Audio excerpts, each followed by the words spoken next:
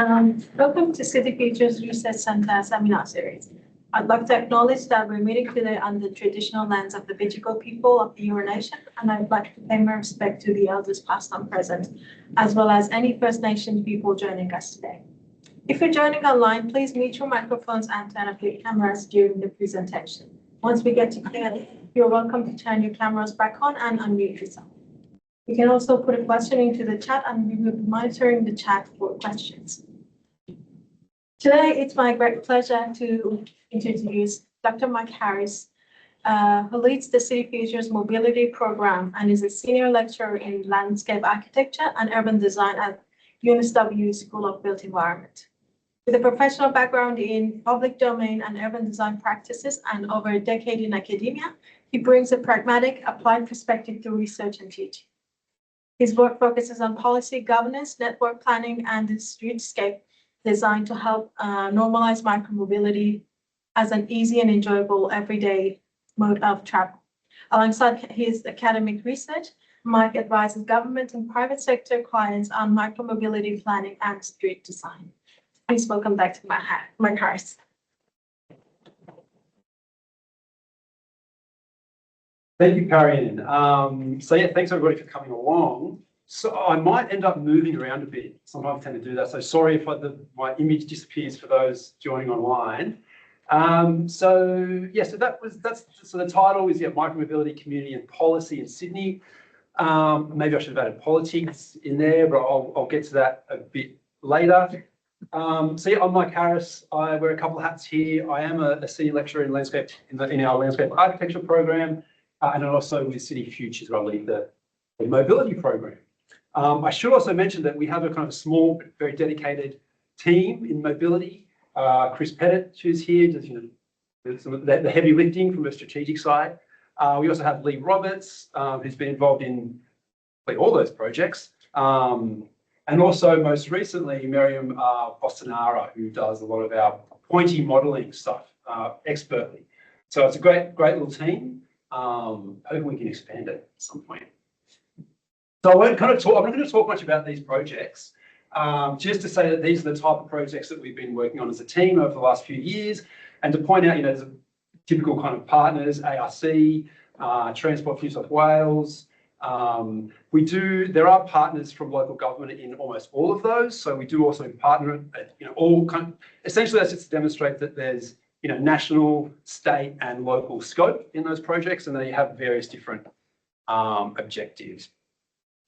But so just to kind of set the scene before moving on and make it a little bit more personal, maybe. So this is going to be more about some of the research I've been involved in more personally recently, and if I kind of think back to what interests me about this type of work, I kind of have to go back to the first research trip I did to the so-called cycling cities. And before then, this is 2008, so I was in consultancy, and nothing had been built in Sydney essentially at that point. Not a single real urban cycleway. So of course we were doing some planning projects and some advocacy projects, and we would delving into a lot of stuff we do today is what's the kind of how can we kind of advocate for this more? So we're looking at benefits, what are the health benefits, what are the carbon benefits, the pollution, congestion, all of these things, why we should be building this stuff. But I have to say, and of course that's all really important and still is today, but after spending 6 weeks kind of immersed in this type of environment, the kind of light bulb went off for me in terms of just the kind of life that this type of mode of transport brings to cities. How you experience the city, riding around on a bike, and the fact that it's kind of this social equalizer, that whether you're a doctor or a garbo or a tradie or this is in Copenhagen, so a princess or Mary's now the queen, everyone kind of gets around on a bike, often kind of clunky old bike. So that's really stuck with me, and that's probably, really one of the key drivers for me, that social aspect of what happens when more people ride bikes. So, I kind of just threw a few photos in here, so you kind of get the idea, this kind of vibe. And this one's interesting because it kind of makes me think about, sometimes there's a discussion on densification and that there's too many people, in cities, so we need to kind of, we're full, we've heard that a bit, but often when you dig down into that, it's actually not necessarily that there's too many people, it's more there's too many cars. So, this street used to be a 4-lane traffic artery into the city, very different today. So it doesn't really feel crowded, but it did once upon a time. Maybe I've got too many images in here. But and some of this stuff, this isn't rocket science. This stuff over here, it's kind of pretty simple. There's a bike path. Where it is kind of important. But there's a whole range of other things that obviously do make it more challenging when we try to introduce this into new environments. That was all Copenhagen. More recently, I've spent a lot of time in Germany, which is different actually from Denmark. They've arrived at this from a different place. They have very different relationships with the car, especially in Bavaria, home of BMW, very different histories. So there are different ways that they're kind of moving towards this, and there are different ways all cities have to kind of move towards this different kind of mode shift. Their Fahrradstraßen are amazing. This is basically what it's like on riding to school in the morning. These streets are filled with kids riding to school. Quite lovely. And just to quickly touch on some stuff from the Netherlands where I've spent a lot less time, but this is kind of to point out the commitment in investment. So obviously you need money for this stuff, and I'll touch on that a bit towards the end. So that is actually a school that the bicycle path and footpath go on top of and wrap around and hit the school. So designers get very excited about this stuff, but clearly there's a big political will and level of investment in infrastructure to enable this stuff to happen in cities like this. And obviously that flows on to just how you enjoy the city. So we do see that in Sydney, when there's this stuff is built that's safe, that everyone can ride on, you do see that normalisation happening. This is of course College Street. Some of you may remember when put in, a couple of years later it was removed. There was a lot of politics around it. Subsequently, it was put back in again. So we have overcome some big hurdles, but there are still hurdles out there. So I've become increasingly interested in things like politics, how that relates to policy and how that's followed through in some sort of process, and of course, design. I also do teach the Cycleway design course for professionals with a local guru, Dick Vandendoel. But really that kind of that politics, policy and process is really, really important if we actually want to have impact and make some change. Now I'll go through a bunch of projects that I've been involved in over the last couple of years, very unevenly. Some will be 1 slide, some might be 10, but just some kind of key ones that I want to draw out. I was really lucky a couple of years ago to get the chance to write a paper with Peter McHugh, who many of you are probably very familiar with. I'm not sure if you're out there, Peter, but it was great to work with him. He's doing a lot of work now. His research is has a political lens on active transport. But this idea that, the way we framed it was that there was this convergence of multiple streams that created a policy window that allowed pretty impressive things to change, unprecedented levels of collaboration and actually implementation under this kind of window of political expediency. So, it's really interesting when you think about how these events can change how we operate. Massive increase in government collaboration. So we had, and that's from local government to state government, but also within state government. So, even at that level, you had, it was the Minister for Health carried a bill through Parliament that allowed changes to be made to the Planning Act, which the Minister for Planning was responsible for, who then made an order to allow the installation of these facilities in a kind of rapid period of time instead of the normal year-long process. And then Transport for New South Wales had to implement it, or they did half, and the City of Sydney did the other half. And it all happened within a very short period of time. Amazingly, we talk about silo and those challenges, but it was also very much due to particular people that were in there, like having the right people in the right places is very important. Fiona Campbell at the City of Sydney, who had done so much groundwork to get to, so that window was just kind of there, or could be taken advantage of.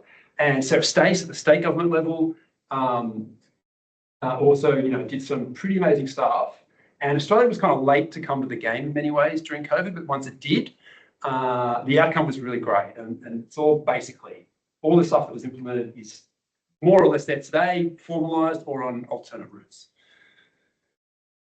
There was this kind of recognition of, even though there's all this kind of politics and other factors, evidence bases is still really important to have that ready to go when the opportunities arise, but also the need to have political alliances developed early, and that for all these things need to really happen in order to be able to kind of capitalise on these opportunities.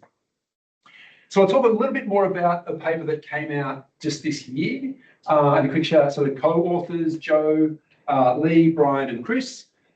This was really focusing on the perceptions of local residents on a particular street. So the kind of flagship cycleway project in Sydney, Burke Street, 3.5 kilometres. And so some of you, or many, I'm not sure, might be aware of Burke Street. It is quite a beautiful street in Surrey Hills, Redfern, Woolloomooloo. This is kind of the general built form, has historic qualities and an amazing avenue of trees. So it is quite an impressive street. And the cycleway was built 10 years before the survey was done. So what we found is that there was a really big gap in the literature in terms of evaluation. Virtually all of it really focuses on the idea of kind of the bike riders themselves, right? So has it increased ridership? Is it safer? There's some stuff around, you know, there's bikelash stuff. What are the kind of issues? But not necessarily evaluation on particular projects that had happened more than about 6 months to a year after that happened. There's a little bit of that, but not a lot. So the idea with this research was to kind of go back and understand, you know, after that memory of the installation has faded, and just kind of the facility is part of the streetscape, what do residents think then? So that was the kind of premise of the whole thing.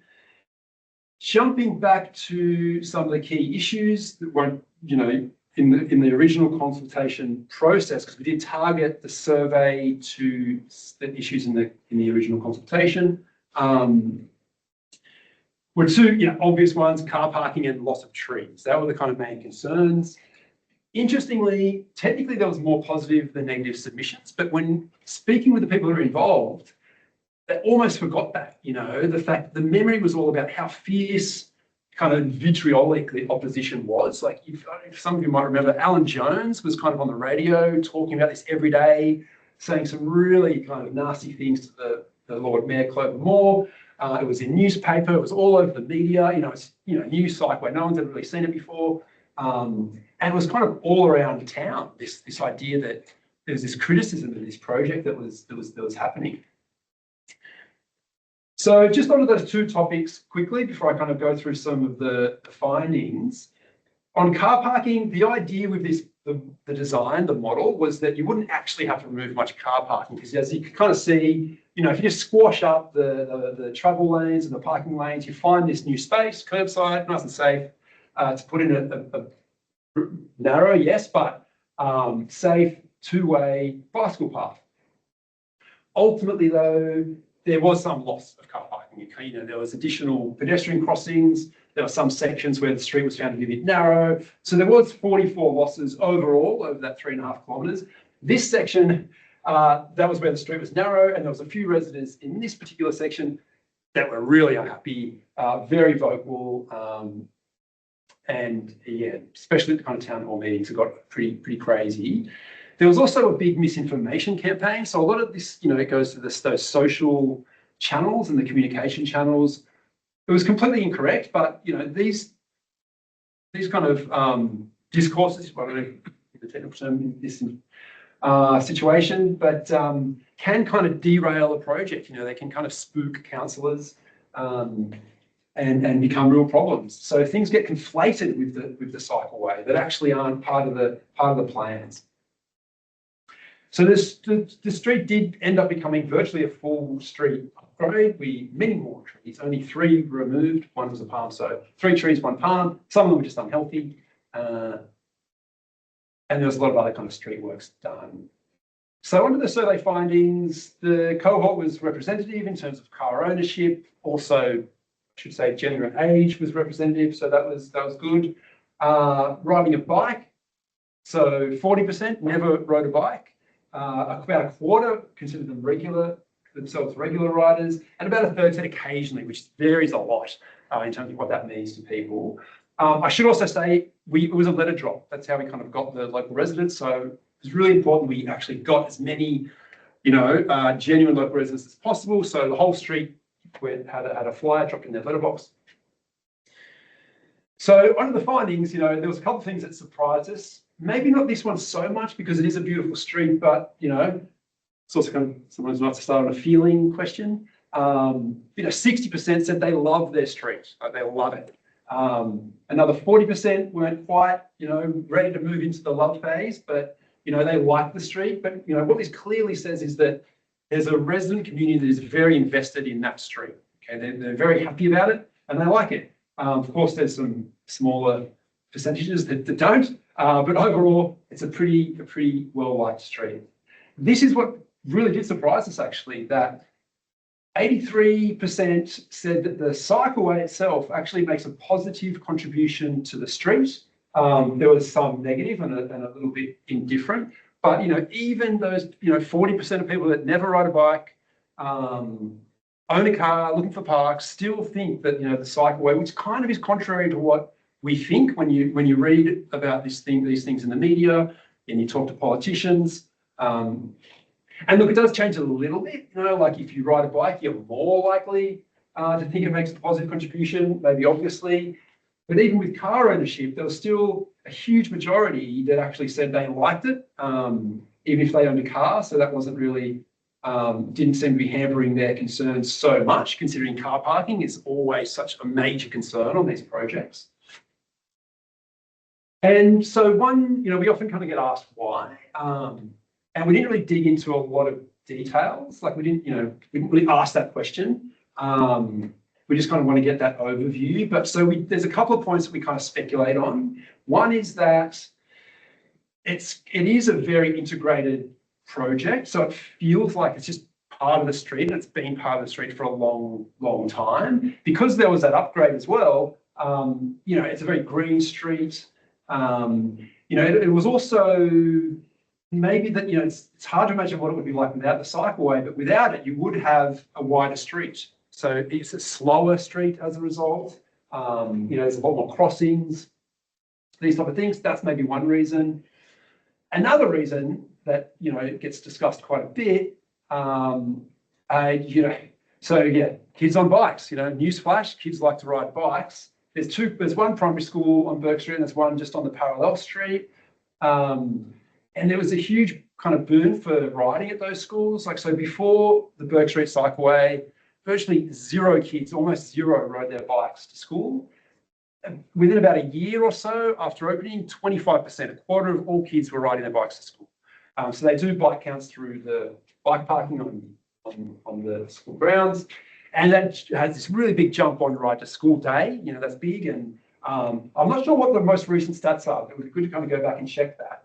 But I think, when you kind of see this, it's kind of not hard to imagine, like if you're walking out the front of your gate in the morning, and kind of seeing kids riding, little kids riding to school, like it's pretty hard to think, well, that's not a good thing, that's not a kind of positive thing to experience.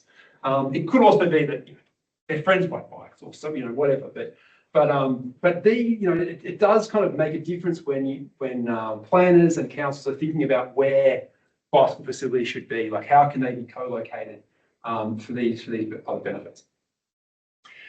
We did dig a little bit into the two key issues that were large trees and car parking. So we kind of made the question or put forward, what's your preference, if you have to decide.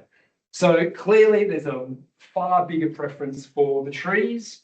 Car parking is really not a big concern, it seems, in comparison. And that's interesting for a number of reasons. And again, it does change. If you ride a bike, you're kind of more likely to like the large trees. If you're in a car, you're a little bit less likely, but still, 84% of virtually car owners are still saying the trees are better than the car park. So in terms of design and how the council navigates this stuff, this is probably, I believe, the first time there's been evidence collected on a design modification that they experimented with on Burke Street, where, because they wanted to retain as many trees as possible, all of the big ones. So when you had a situation where the tree was really kind of impinging on the cycleway, they would have to curve the cycleway and remove the parking. So it was a trade-off. You lose a few parking spaces, you keep the tree. So they've kind of continued that as a design modification on many of their projects. So this kind of basically, I think, is giving us some evidence to say that it was an astute decision. And just to kind of finish on with this survey, there was a question at the end of a big list of things that they could choose from about what would make Burke Street better. And, it's kind of almost not, again, it's not really rocket science, but interesting in some ways. So 69% basically just saying they want more places to sit, and socialise and kind of hang out. 63% more cafes and shops. This was a little bit interesting because the parallel street, Crown Street, is like the high street. It's full of cafes and shops. And we kind of thought, Burke Street was like actually quite a nice complement to that. It's much more quieter, it's residential. There's, it's the old pattern of the old corner stores that are now being converted into a cafe or a little shop, or there's a couple of old pubs as well on corners, but mostly residential. But, just when you thought, Sydney siders had enough, I couldn't get enough flat whites, and they just want more cafes. And then, more tree planting, like even on Burke Street where there's just so many trees, they still kind of want more, so there's a voracious appetite for trees. Then it gets down to less cars, slower cars. It doesn't really get down to more, car parking, right down the bottom where there's got almost 7% are saying more car parking. So even on a street where it's really hard to find parking, a lot of those terraces don't even have off-street parking. There doesn't seem to be a big appetite for more car parking, which is just really interesting. Consider, again, just how much car parking and the fear, the kind of councils get spooked, the projects just don't go ahead. Oh yes, I do have a couple of just quick takeaways. I did want to touch on this thing about, of course, it's in a particular area of the city. And when there was all that opposition in the media, the city kind of stepped back and said, okay, maybe we should actually figure out what the broader community, get a bit more data on this. So they did this survey of their council area, but 15 council areas it was at that time before the amalgamations around, to basically understand what was the appetite for a separated bicycle network, a whole bunch of questions. And that the findings came back that there was actually really strong support in the community to have a separated bicycle network. So that allowed them to understand or believe that they were acting in good faith by delivering that network and then dealing with individual scenarios on particular streets through consultation and design modifications. And that's where the community engagement comes into it. So they really consulted on this one. They kind of knew that this is their first project. If they want to do more, they've got to kind of get it over the line. There was one-on-one meetings. There was a lot of collaboration. And they worked through individuals' concerns, trying to come up with design modifications. They kind of got that idea from what they did from the outset is they did initially go and talk to the businesses and make sure that they didn't have any issues with how they would operate. The kind of key one is with the pubs. There's a couple of pubs. And, what's the most important thing about pubs from the street? It's the kegs. So they even have like a little kind of keg delivery modification where the cycleway is indented and it's flush so that you can actually get, the keg deliveries happening and everybody's happy. And there have been some great design modifications that have been continued and everyone's generally happy with that. Understanding what matters most to the communities. I think this is a really interesting one because often, the projects just get thrown into the community's face, but maybe if you kind of step back and understand what are the most important things to a community, and if they're getting those things, then, maybe the idea that a bicycle path coming along with that is less confronting. So, and as well, it's just this idea of creating a stronger sense of connection that they have with their local street. This is their local public space in a sense when they walk out their door. So it is a really important space for them. And the last thing I want to touch on, which isn't really a takeaway, it's just an interesting political story about the Lord Mayor, Clove Moore, who's been really kind of leading this stuff since she was elected way back in 2004. I mean, I've kind of almost, I think, someone should almost do a PhD on Clover Moor and that whole process and the transformation that's happened in the city. You talk historic 6 terms. I think that's definitely a big record. The last record I think was half that at 3 terms. That might have been Frank Sartor just before Clover. But it's been ever since her first re-election campaign. She's been really vocal and upfront that this is what we're going to do. She's telling the community. She has a very pro-cycleway platform, and every re-election campaign that's been her opponents have been really vocal on the opposite. They're getting this sense from the media that, she's not doing this, she doesn't have a mandate, everyone's angry, and they kind of they take that as a platform, an anti kind of cycleway. But, as we all know, Clover kind of keeps getting re-elected, sometimes with a big majority. And I'm not going to link that, she's only getting elected because she's building cycleways, but clearly there's a misreading of the actual concerns of the community from some of the opponents, and that they're certainly not dissuaded by, a pro-cycleway platform. Okay, so how are we doing with time? I should quickly. It's 5 to 2. So 1:50. Okay, that's great. We started on 1:30. Okay, that's great. So a couple of slides on a project that we're doing now. Ella Blagowska is doing some great data collection research on this, who's a PhD candidate here. And this is being sponsored by the Landscape Foundation of Australia. We're looking at the Bondi Junction Complete Streets project, which was several streets, but a kind of corridor. There's a whole range of components to that. We're evaluating several of them. We are looking at the bicycle path as a core component, but other things, so we're doing counts, understanding the demographics of who's riding. We're doing public life observations about this little public space, new public space on Spring Street. We're doing a survey of retailers and visitors. I think this will be interesting as a kind of counterpart to the residential research that we've done so far. We're looking at the occupancy, how that's changed over time, to do with the project, and other kind of more traditional landscape performance things like canopy cover, carbon sequestration, stormwater runoff, several things like that. So this is all underway at the moment. Ella sent me all this very interesting data yesterday, but I just thought I'd kind of pull out a couple of key things that we're kind of starting to notice in terms of women. So you might have seen some of the pictures earlier, it's a real litmus test, like really, in some of these other places, 50%, of people riding bikes are women, very representative of the population. So this is actually pretty good, that on average, we're looking at about a quarter of the people riding are women. We're using a state methodology that the City of Sydney use, and in many locations, it's actually higher than in the City of Sydney. There's a couple where they're higher. I think on average, maybe it's the same. We just need to kind of do the numbers. But 10 years ago, this would have looked very different, very different. So it is getting better. But I think, from a target point of view, there's no reason that, in any kind of government agency doing a bicycle strategy should have a goal of 50%. That number should really be reaching 50% as a goal. The other thing that was interesting was that virtually half of all bikes are e-bikes. I think that's a big deal. I think we need to kind of look into that and we'll discuss that in the report a bit more.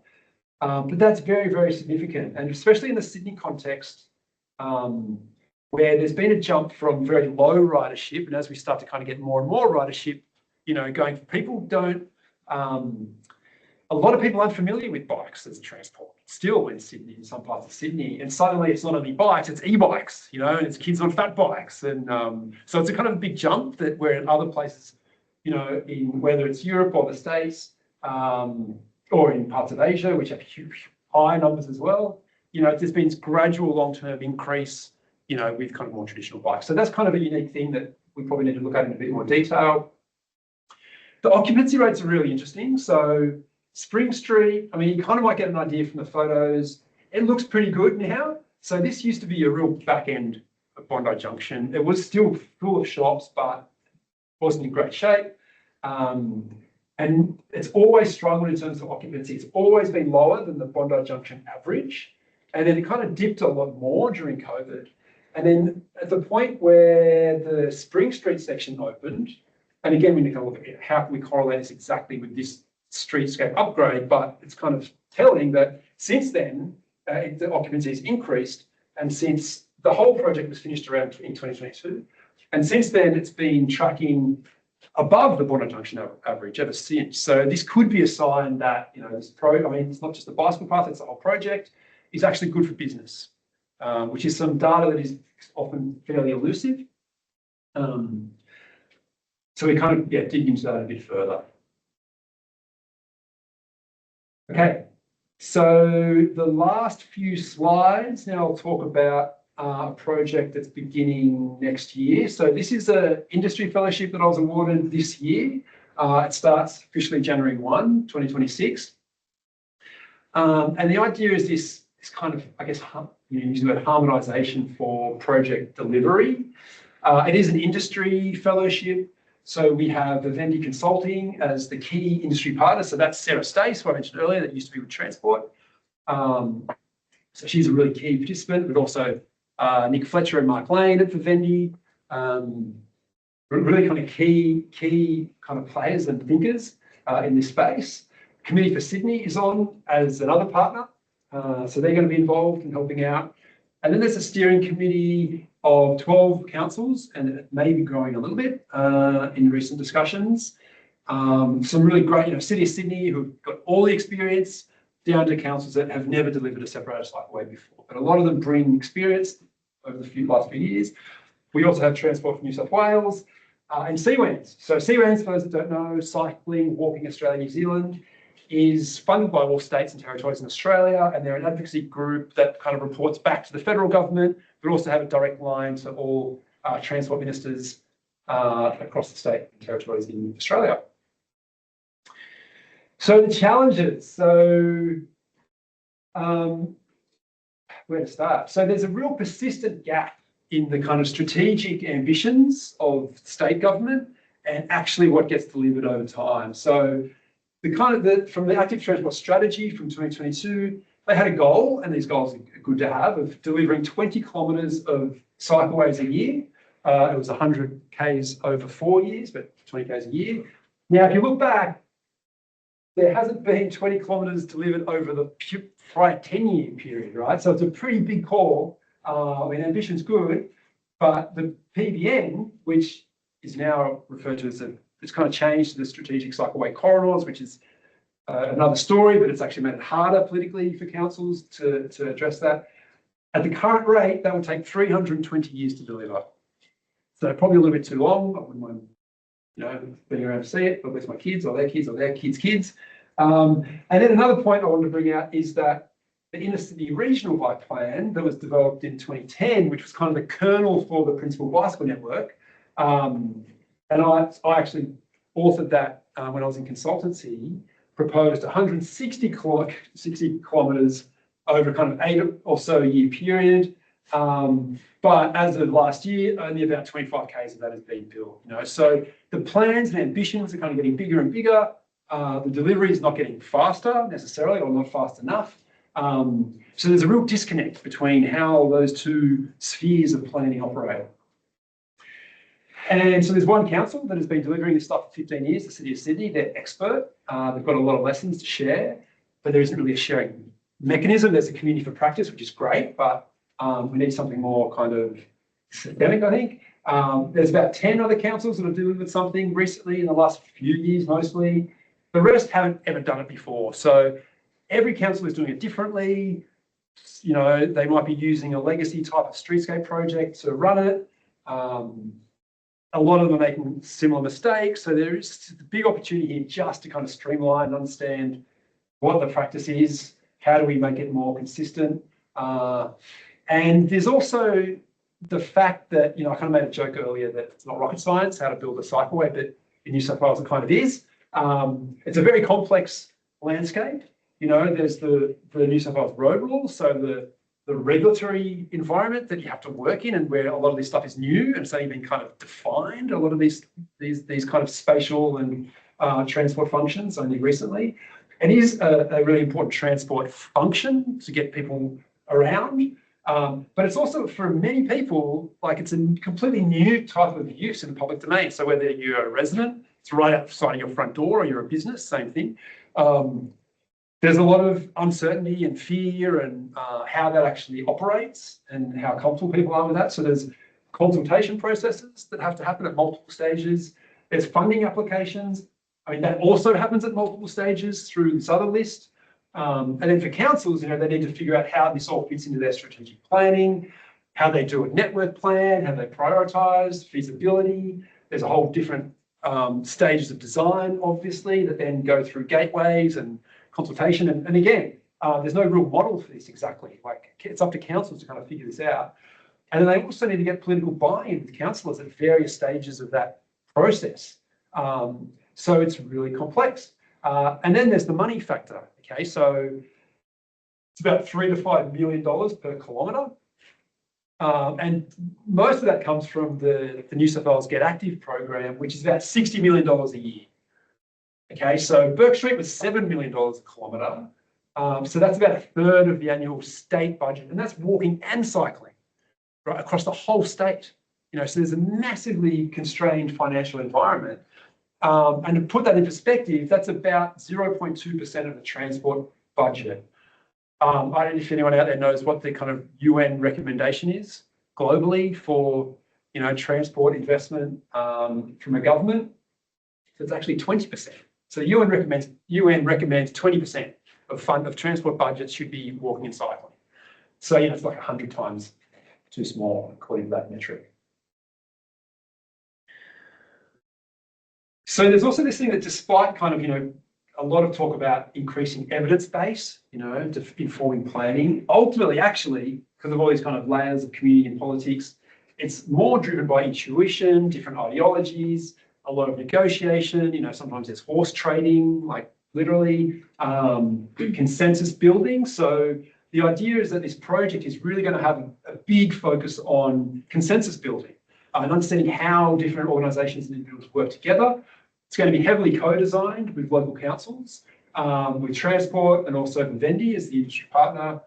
And the idea is that it's essentially going to end up as like an integrated, what we're trying to do is going to be an integrated planning and delivery framework that is much more consistent, incorporates best knowledge and sharing, consensus building, a lot more collaboration and understanding what kind of comes next. What are all the issues and how can we best kind of overcome them.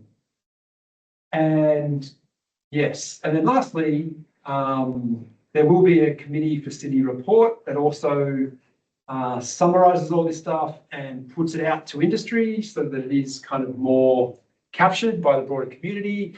I kind of just mocked this up last night. Sorry, Committee for Sydney, with it running by first, I kind of just, chucked a photo in there. So, but we've got, a few years to kind of come up with a better photo. But there will be something like that coming in about 3 years' time. So that's where I'll end it today. It's a bit of a kind of roadshow, I guess, through a bunch of projects and what's happening next year.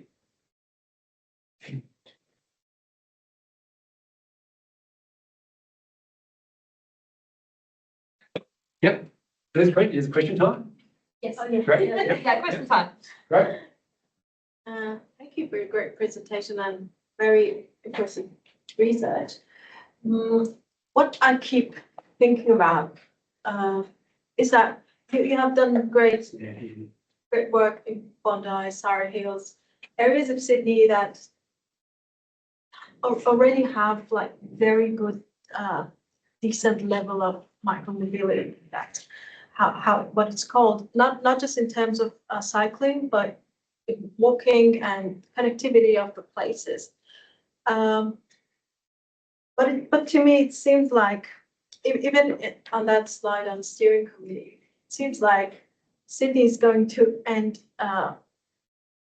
in Parramatta and Strathfield, because outer suburbs of Sydney, beyond Parramatta, it's not only encouraging micromobility. I can give you examples that they put barriers. If you want to walk somewhere, it might end up closed on Sunday, and it seems like encouraging like encouraging having a car.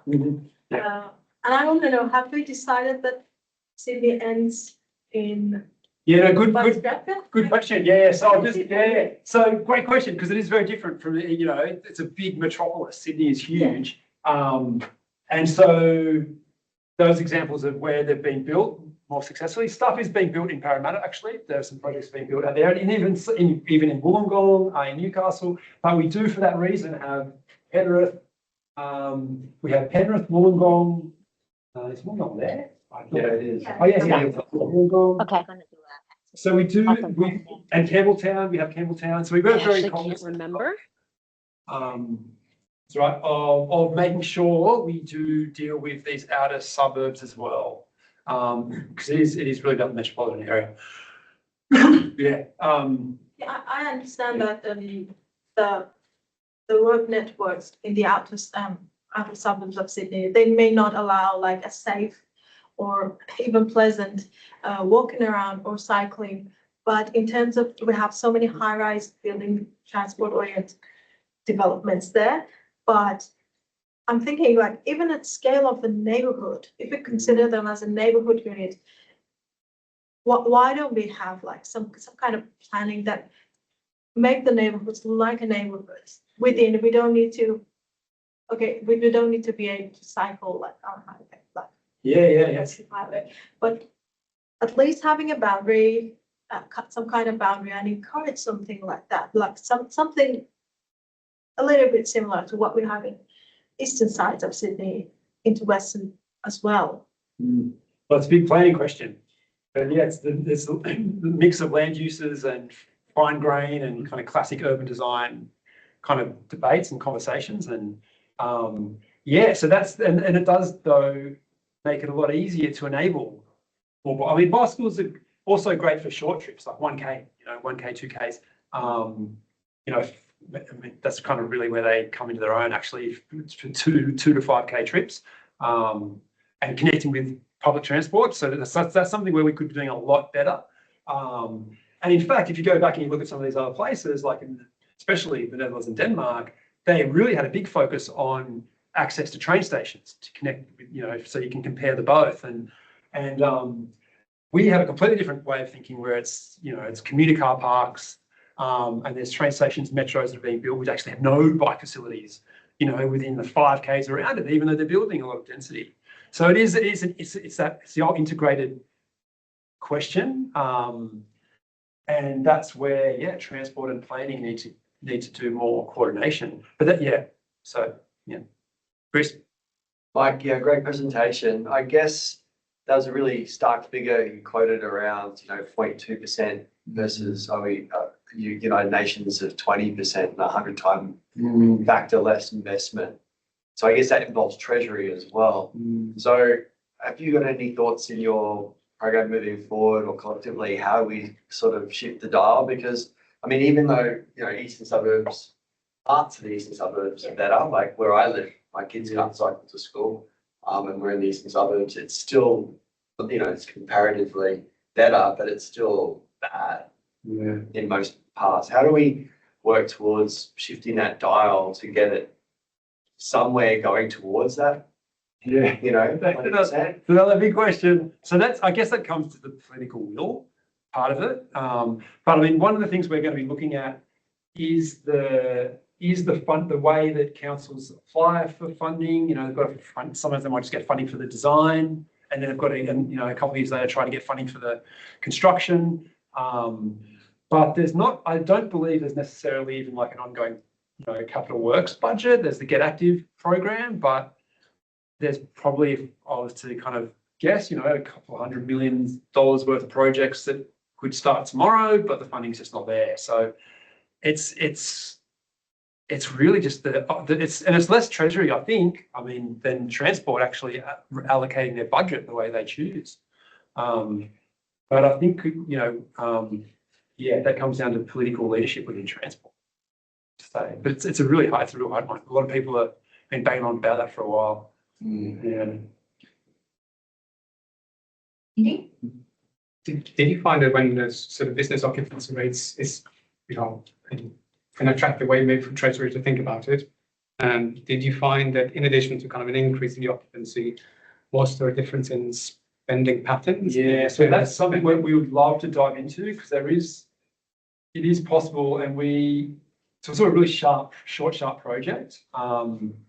But it'd be great to look at the spending data along there. We can do that with spend. Let's forget the name, spend wise or something. There's like a license that you can get to see credit card spending on an area and where it comes from and all that stuff.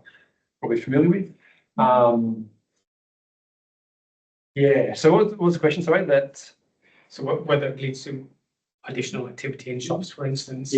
So we are doing it. The survey will tease out how people got to there, how people are travelling there, how much they're spending. There's a little bit of research that there was a classic paper done by from someone down in Melbourne, Alison Lee, about similar things, survey how much people spend, and they actually found that yes, people on bikes actually spend more overall, and they stop a lot more frequently. It's so much easier. I mean, you can stop on a bike on a dime, jump off, do some shopping on your way. Very different kind of way you do it in a car. You might do it once a week or once a fortnight and buy more stuff, but overall, people on bikes are actually spending more money. Getting that message through, that's the thing. It's like even when you get the data, the message that goes through to businesses is really hard. And I guess that's one of the things that is motivating some of this research is how do you actually, even when you've got the data, how do you get communities to actually believe it? Because often when you propose a project, it's there's evidence in, some other country. It's not, that's a different country. It's another city, but that's another city. And, even if it's another part of it, it's like, well, it's another street. There's just this really, they call it, moto-normativity, that this idea that just, that if you can't access the place by car, they just don't believe that, the thing. So that's something that we want to address in the research. But I think there is a place where understanding the financial model that could then potentially reflect back up to planning and treasury and stuff, and those realms. Yeah. And maybe going to the question also about kind of locations of these inner and outer cities. So some of the cycling research kind of focuses quite heavily on not necessarily the availability of infrastructure, but the availability of destination points, the density of destination points as the driver for choosing micro or active transport options. Yeah. So the further out, you're typically going to have less access to shops and services, or they'll be further away.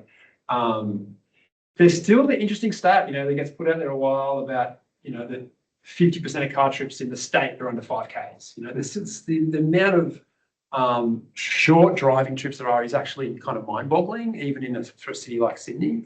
That is a challenge.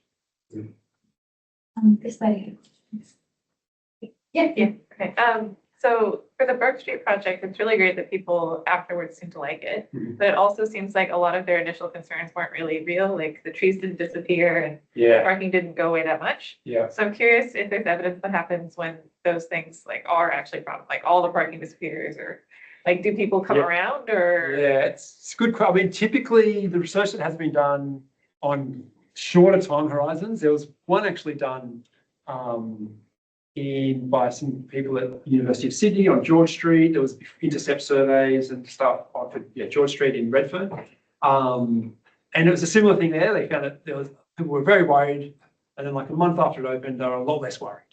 And this is that's I think a message for councils and councillors is that that initial kind of emotive stuff is usually what we see is that you just get through the process and then it's actually okay. It's this new thing that people seem to adjust to pretty well. But yeah, it's a good example. I could have a look, get back to you on that one. Like, projects that have removed a whole side of parking on one side of the street. So, I mean, I know examples where that has happened. So that it happened in Burke Street, which is different, but in Alexandria, but it was an industrial area. So there wasn't much parking anyway. City of Sydney did do that in Waterloo in a pretty high density residential area on Crystal Street, which is maybe 100 metres long. And they removed all along the whole side. And I spoke with them about that and they said, no one really seemed to mind. I mean, a lot of those people do have basement car parking. But they've got like one spot, per apartment. But didn't seem to be a big issue in that case. Quick one, do you know how many the percentage of the owners and the renters in Baker We Street? don't have that, no, we didn't get that data. Most owners prefer like have a car park. Yeah, for the resale value, it's Sydney, hey, that's a very Sydney specific thing to have in the survey, but we didn't get that data, unfortunately. Another quick question, like, comparing Sydney and European cities, right? The density is much lower here, right? So we wouldn't expect that much, cyclists. Well, it's interesting, because density is complicated, if you talk about overall density or locations, but there's many places in Sydney that are far denser than the average European city. Bondi Junction is like 6 times more dense, right, than Copenhagen. But it's, of course, then you have lower density areas away from it. And so, it's the missing middle thing, but the density in all of these places that have been, even just more like Creek or Central City, or it's pretty high, actually. So, yeah. Yeah, no, my point is like in European, like they're close to each other, right? In here, if you live out of suburbs, you cannot cycle to work, right? So one of the reasons is because too far, all the places Yeah. too much. So that's the train bike thing. Yeah. Because often people think I've got to get in my car to drive, 5 minutes to the train station. So I'll just drive the whole way. So the idea would be that you try to enable, and we do, like all the surveys do say, always come back, at a state level or metropolitan level or city level, that a lot of people say we would ride for a couple of days a week even, or whatever, if it's safe, but until that, they're not going to do it. So it's kind of I think it's less a cultural thing. Some people are we're not Dutch, and then they kind of point to that. Well, neither were they, at some point. But during the oil crisis, they really invested heavily in all this infrastructure and all kind of went better. But there is genuine things about land use, and even how big a supermarket can be, is different. So here we can have mega supermarkets. So you can't have another supermarket for 3 suburbs away because it's not viable.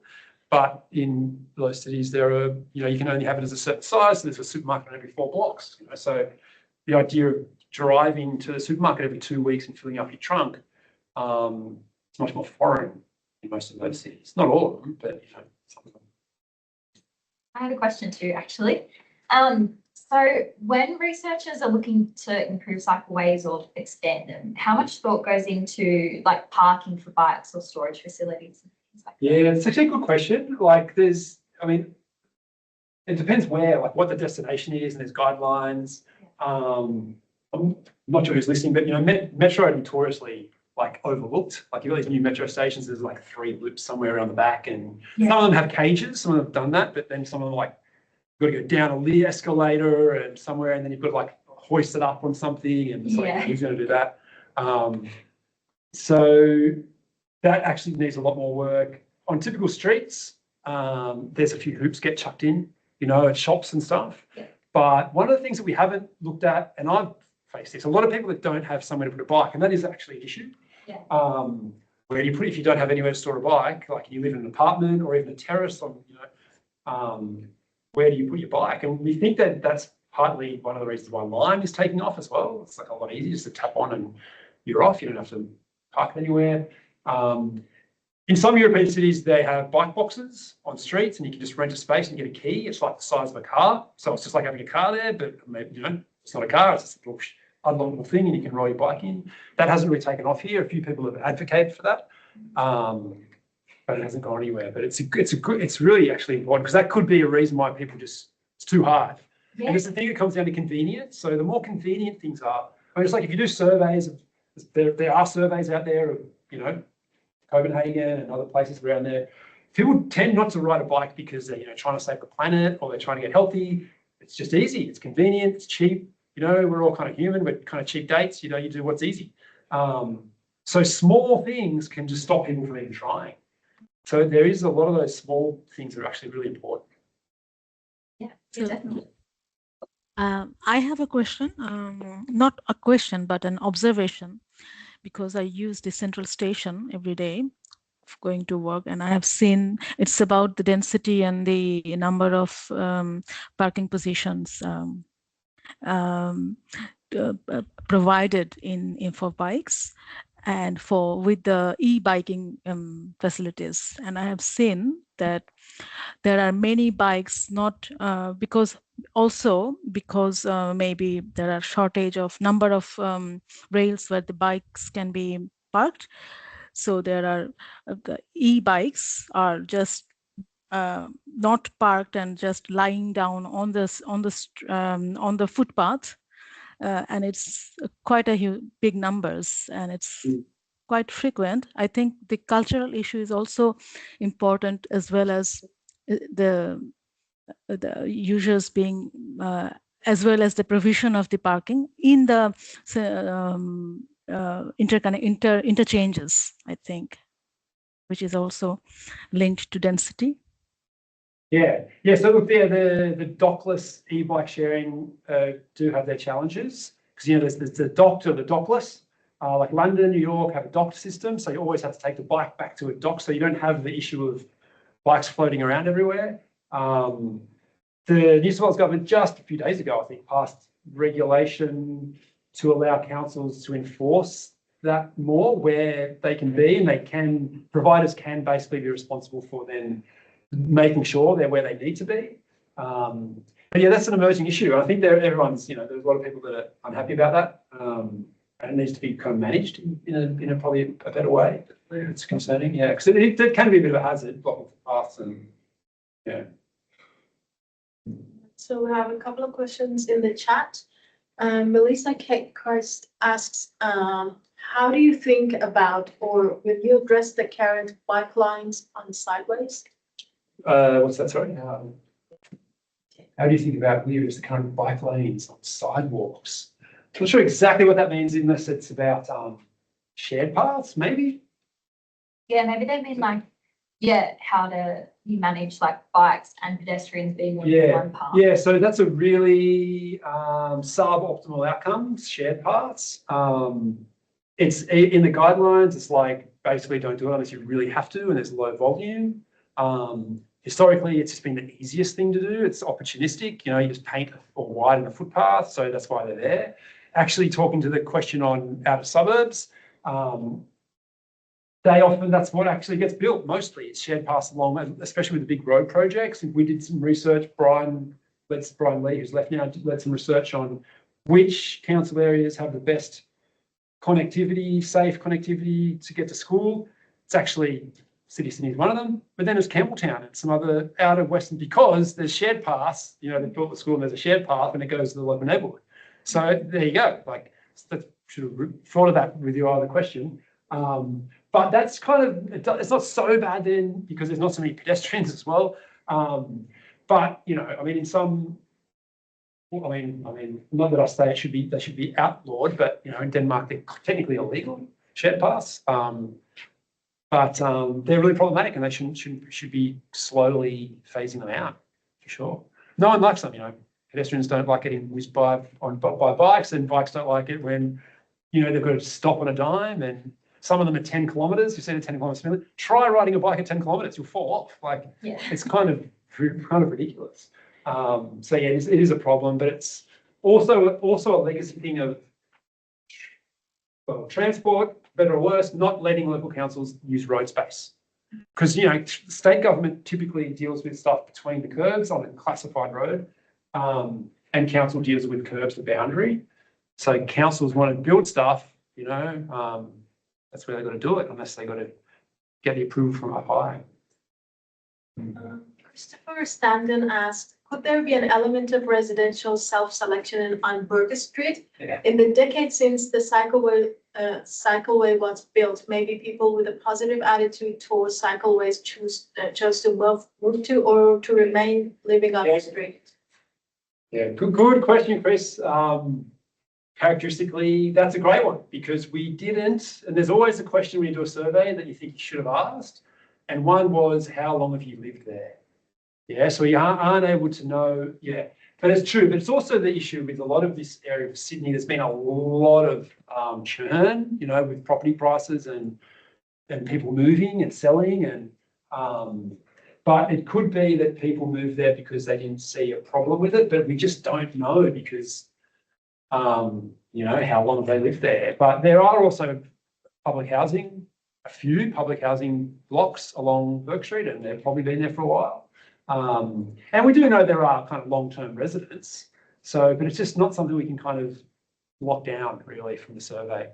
I think you can find some data on the ABS.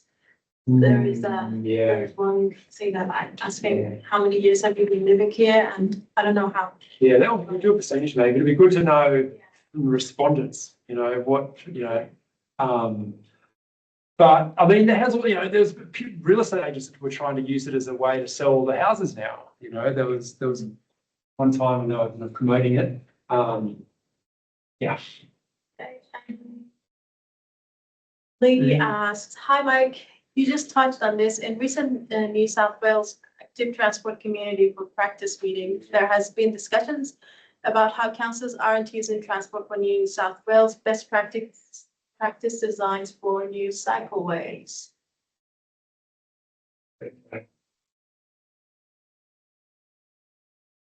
Yeah, that's it on the top. Yeah. And that's a good question. I mean, that's definitely something that we'll be teasing out in the industry fellowship. Can you go down a little bit? Good question, Lee.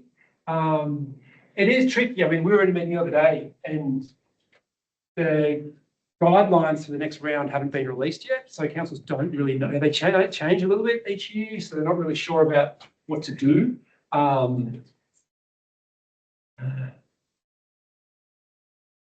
Yeah, there's a lot of learning to do. This is the problem. There's all this, there's infrastructure, there's guidelines, and there's a reality of a street and what you can achieve. And then everyone's got different opinions. There's this big negotiation, and what comes out or what gets proposed is not always optimal. It's very often not optimal. And I think that's part of that is knowledge sharing and making sure that, you know, there's better communication and relationship between transport and councils, and that everyone's on the same page. And that's certainly something that we're going to work through in the next project report. All right. Well, I'm afraid that's all we have time for today. Thanks, Mike. It was a really great presentation today. We had a lot of interaction in the Q&A, which is really great to see. Bikes was a hot topic. Yeah. No, it's really great. Before we wrap up, I just want to let you all know that the next City Futures Seminar Series event will be held in 2 weeks' time on Thursday, the 6th of November. This event will be a research showcase featuring 2 new UNSW housing professors. So we have Professor Andy Nygaard and also Associate Professor Michael Zanardo. The session will be hybrid, but you're welcome to join online or attend in person if possible. We'll be hosting a networking event afterwards right here in the Anita B. Lawrence building with catering provided. So it'll be a great opportunity to connect, chat and celebrate our new appointments. Thank you again for joining us today, and we look forward to seeing you all in 2 weeks.